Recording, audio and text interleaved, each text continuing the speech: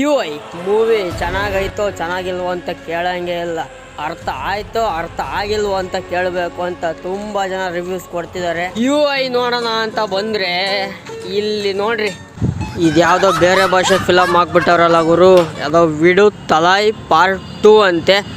UI ನೋಡೋಣ ಅಂತ ಬಂದರೆ UIನೇ ಹಾಕಿಲ್ಲಲ್ಲ ಗುರು, ಬೇರೆ ಭಾಷೆದು ಹಾಕಿದ್ದಾರೆ. ಕನ್ನಡ ಫಿಲಮ್ಗಳಿಗೆ ಪ್ರಿಫರೆನ್ಸ್ ಇದೆನಾ ಗುರು ಕೊಡೋದು? ನಮ್ಮ ಕನ್ನಡ ಫಿಲಮ್ಸ್ ಆದರೆ 2-3 ದಿವಸ ಲೇಟಾಗಿ ಹಾಕ್ತಾರೆ, ಇಲ್ಲಾಂದರೆ ಹಾಕೋದೇ ಇಲ್ಲ. ಅದೇ ಬೇರೆ ಫಿಲಮ್ಗಳಾದ್ರೆ ಇವಾಗ ಪುಷ್ಪ 2 ಬಂತು, ಹಂಗೆ ಟಕ್ಕನಾಗಿ ಹಾಕ್ಬಿಟ್ಟಿದ್ರು.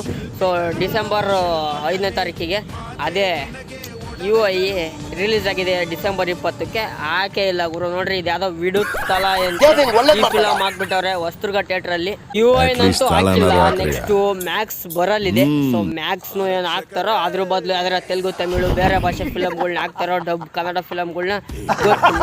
ಏನು ನಿಮ್ಮ ಕಡೆನೂ ಹಿಂಗೋ ಏನು ಬರೀ ನಮ್ಮ ಕಡೆನೂ ಹಿಂಗೋ ಗೊತ್ತಾಗ್ತಿಲ್ಲ ಗುರು. ಕಮೆಂಟ್ ಮಾಡ್ರಿ ನಿಮ್ಮ ಕಡೆನೂ ಹಿಂಗೇನಾ ಅಂತ.